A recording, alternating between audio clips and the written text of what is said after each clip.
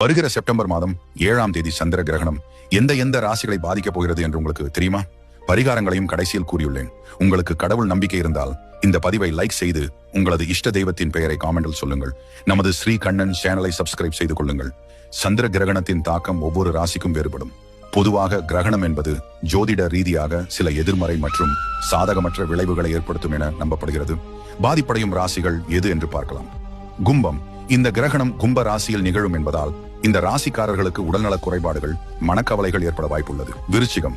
இந்த ராசிக்கு 4ஆம் இடத்தில் கிரகணம் நிகழ்வதால் கல்வி, சொத்துக்கள் தொடர்பான விஷயங்களில் சிக்கல்கள் ஏற்படலாம். கடகம். வாகன விபத்துகள் அல்லது குடும்ப பிரச்சனைகள் வர வாய்ப்புள்ளது. கன்னி. சில பாதகமான சூழ்நிலைகள் ஏற்படலாம். எந்த ஒரு ஆபத்தான செயலிலும் ஈடுபடாமல் இருப்பது நல்லது. துலாம். தேவையற்ற உணர்ச்சி வசப்படுதல் மற்றும் கோபம் அதிகரிக்கலாம். இதற்கான பரிகாரம் என்ன? உங்களது ராசி சந்திர கிரகணத்தால் பாதிக்கப்பட்டிருந்தாலோ அல்லது உங்களது வாழ்க்கை